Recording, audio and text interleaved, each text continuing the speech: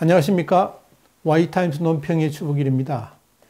문재인 정부가 미국을 열받게 만들고 있습니다. 반화웨이 동참의 요구를 거절했기 때문입니다. 청와대가 7일 미국 정부가 요구했죠. 이 화웨이 5G 통신장비 거래 중단 요구, 이것에 대해서 한국 내 군사안보통신망에는 이 화웨이의 5G 제5세대 장비가 사용되고 있지 않기 때문에 한미 간 군사안보 분야에 미치는 영향이 전혀 없다, 이렇게 답을 했습니다. 그렇기 때문에 군사안보통신망 외에 화웨이 제품을 쓰는 것은 뭐 별 문제가 없다, 이렇게 이야기를 한 겁니다. 이건 5일날 해리 해리스 대사가, 주한미국 대사가 직접 정부에 요청했던 내용인데요. 화웨이하고의 거래 중단을 요청한 것에 대해서 청와대의 공식적 답변으로 받아들여집니다. 그리고 도널드 트럼프 미국 행정부가 요구한 반 화웨이 전선 동참에 응할 생각이 없다는 것을 청와대가 명시적으로 밝힌 셈이어 가지고 여기에 대해서 미국 정부가 어떻게 반응할지 주목되고 있습니다. 한마디로 미국은 중국의 이 화웨이 제품 전반에 걸쳐서 거래 중단을 요구한 거거든요. 근데 문재인 청와대는 이걸 좀 비틀었습니다. 군사 안보 분야에서 화웨이 제품을 사용하고 있지 않기 때문에 문제가 없다, 그러면서 정부가 국내 기업에 이 화웨이 장비 사용 중단을 요구하지 않을 것이라, 이렇게 말한 겁니다. 그러니까 미국 정부의 요구를 정면으로 거부한 셈입니다.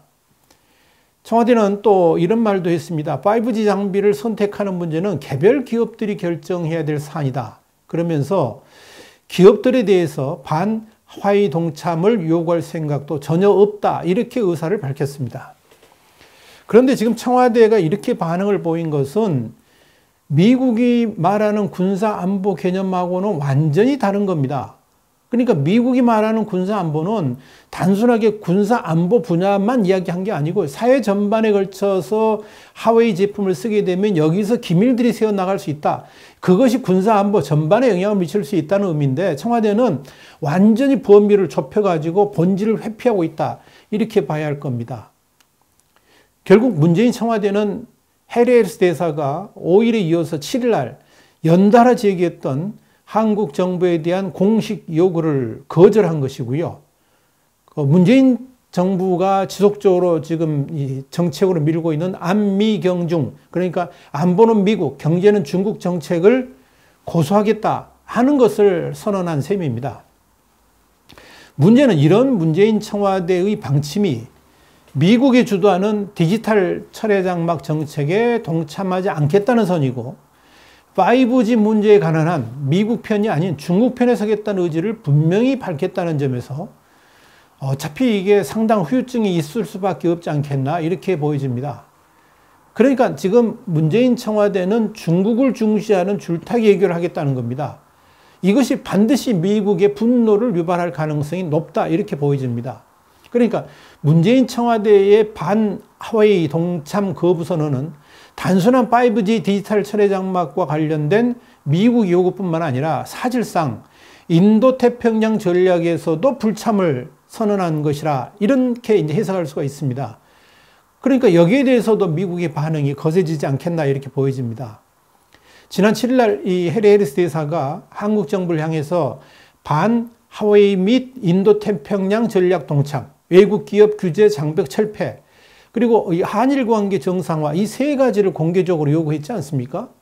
이 중 이제 한일 관계 정상화하고 관련해 가지고서도 청와대는 이미 한일 관계 악화라는 주장에 대해서 동의하지 않는다, 그러면서 우리가 일본의 요구를 다 수용하지 않아 한일 관계가 악화됐다거나 우리가 관계를 방치하고 있다는 논리, 우리가 원칙을 포기해야 한다는 주장은 수용할 수 없다라고 말한 바 있습니다. 한마디로 말씀드리면 지금의 한일 관계를 처리한 사안들에 대해서 한국 정부가 앞장서 해결할 의지도 없고 그럴 뜻도 분명히 없다고 밝힌 셈입니다. 여기에 대해서는 저희 Y타임스 논평을 통해서, 그리고 이 유튜브 방송을 통해서 말씀드렸었죠. 이 남북회담 헛발질, 제시도 한중회담 무산, 되는 게 없는 문재인, 여기서 아마 분명히 이야기했을 겁니다. 이런 상황에서 해리 해리스 회사가 요구한 첫 번째 항목, 곧 반 하와이 및 인도 태평양 전략 동참마저 정면으로 거부한 겁니다. 그러니까 해리 헤이스 대사가 요구한 세 가지 조건 중에서 두 가지를 거부한 것이고 한 가지는 아직 답을 안 하고 있는 셈입니다. 이건 문재인 청와대가 현재의 미국과 중국 간의 갈등 상황을 얼마나 잘못 잊고 있는가를 한눈에 보여줍니다. 그러니까 이 하웨이 문제는 지금 미중 간의 무역 전쟁이 단순한 관세 보복 차원을 넘어서 가지고 기술 냉전, 경제 전쟁으로 치달으면서 사실상 디지털 철의 장막을 치기 위한 미국의 강력한 의지의 표현이라고 봐야 됩니다. 이건 뭐냐면 반 하웨이가 단순한 반도체 교역만의 문제가 아니라는 겁니다. 그동안 중국이 저질러왔던 기술 훔치기, 그리고 자국 시장을 무기로 가지고 외국 기업에 강요해왔던 기술 이전, 이런 불공정 행위들에 대해서 그런 중국의 반칙적 행동에 대해서 응징하겠다는 겁니다. 더불어 중국의 경제 질서 자체를 글로벌 체제로 변화시키겠다는 미국의 강력한 뜻이 담겨 있다. 이걸 이렇게 해석을 해야 됩니다. 그런데 이걸 문재인 청와대가 지금 간과하고 있는 겁니다. 이건 무역의 차원이 아니라 패권의 문제입니다. 그래서 어느 편에 설 것인가는 결국 국가의 미래까지 흔들 수가 있습니다. 그런데 지금 문재인 청와대가 세계 패권을 주도하겠다는 미국의 편이 아니라 중국의 줄에 서겠다고 선언했으니까 이 후폭풍이 어떻게 불지 보지 않아도 뻔합니다. 그러니까 문재인 정부는, 문재인 청와대는 동맹의 가치를 무시한 겁니다. 동맹의 가치를 무시한 문재인 청와대의 이런 방침은 한미동맹의 해체로 갈 수도 있고 그에 앞서서 한국 역시 중국과 같은 차원에서 경제보복을 중국이 아닌 미국으로부터 받을 수도 있습니다. 문재인 청와대가 중국의 무역보복은 두려워하면서 정작 더욱 우리 경제의 파급력이 엄청난 미국의 보복은 간과하는 우를 범하고 있는 겁니다. 그런데 말입니다. 이 와중에 한반도 평화를 위한 오슬로 선언을 지금 문재인 청와대가 준비를 하고 있습니다. 문재인 대통령이 9일날 핀란드, 노르웨이, 스웨덴 이 북유럽 3국을 국빈 방문하죠. 혁신성장과 포용국가 실현, 한반도 평화 정착을 순방의 키워드로 제시했습니다. 이번 순방에서 노르웨이 오슬로 대학을 방문할 때 한반도 평화 프로세스에 대한 큰 그림을 제시하는 오슬로 선언을 할 예정이라고 합니다. 남북미 정상 모두에게 톱다운 방식의 해법이 최우선 선택지라는 점을 고려해가지고 한국 정부의 비핵화 의지를 재확인하면서 촉진자 역할에 대한 신뢰를 심어주겠다. 그런 거고요. 이걸 토대로 해가지고 미국과 북한 정상이 이른 시일 안에 마주 함께 하는데 초점을 맞춰서 방안을 제시한다. 그럽니다. 참 꿈은 큽니다. 그런데 제가 볼 때는 자기 자신이 누구인지도 모르고 어느 정도 실력이 있는지도 모르고 지금 하고 있는 것이 아닌가 그렇게 보여집니다. 지금 문재인 청와대 이런 구상은 그야말로 엄청난 착각 속에서 나온 아무 의미 없는 대국민 홍보용 이벤트에 그칠 전망입니다. 지금 문재인 청와대가 동맹의 가치를 부인하는 상황에서 한국 정부가 어떤 대안을 내놓든 미국이나 심지어 북한으로부터도 아무런 호응을 얻을 수 없기 때문입니다. 지금 한국 정부가 북한 비핵화 협상에 있어서 할 수 있는 일은 아무것도 없습니다.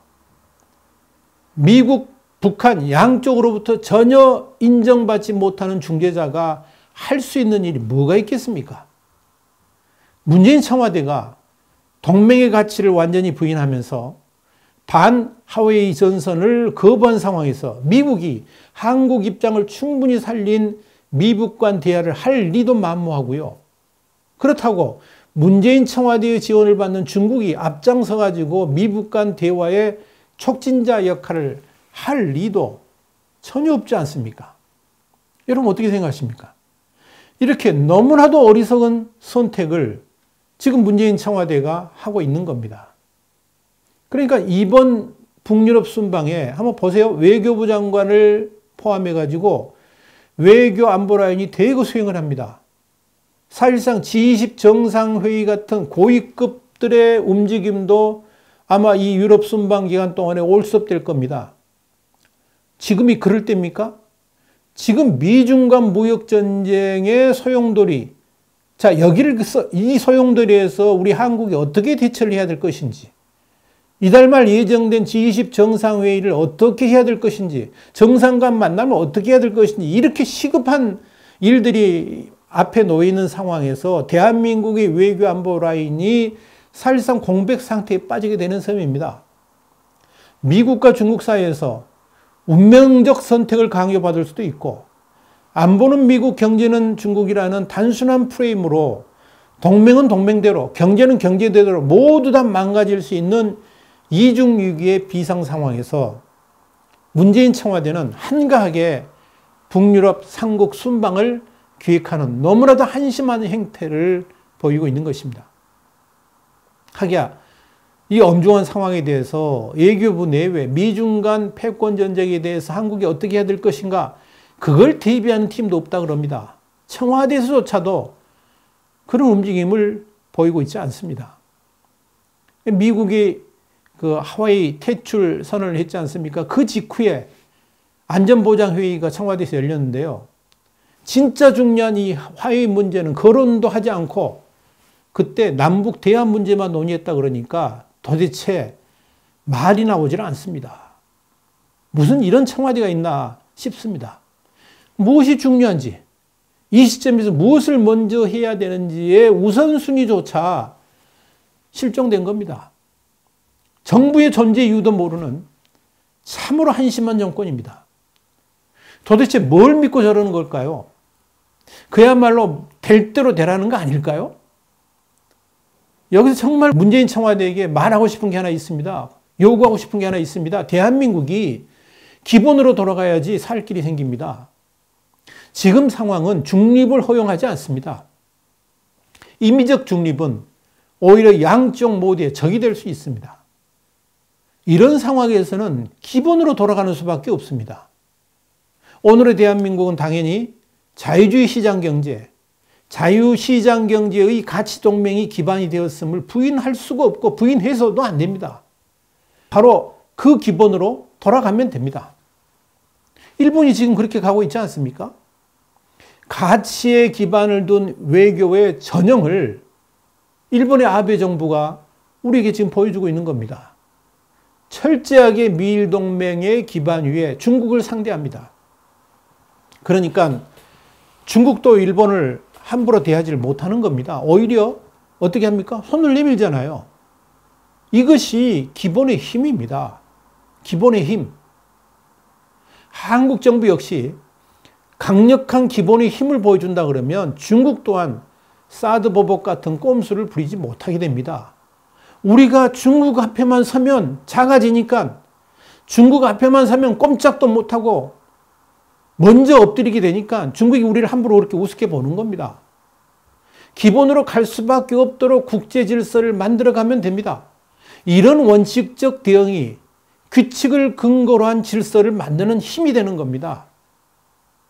다시 한번 강조하고자 하는 것은 외교에 있어서는 단연 국익이 우선입니다. 문재인 정부가 금과 옥조로 삼고 있는 좌파 이념을 외교를 수행하는 데 있어 도입했다가는 대한민국이 무너질 수도 있습니다. 정말로 문재인 청와대가 그런 우를 범하는 어리석은 집단이 아니기를 바랄 뿐입니다. 우리 대한민국이 지금 위기로 빠질 수도 있기 때문에 그렇습니다. 오늘 와이타임스 논평은 문재인 정부가 미국을 열받게 했다는 것. 왜요? 반 하웨이 동참을 거부했기 때문에 그렇습니다. 우리는 지금 그런 청와대를 우리가 바라보고 있습니다. 와이타임스 논평이었습니다. 다음 시간에 다시 뵙겠습니다. 감사합니다.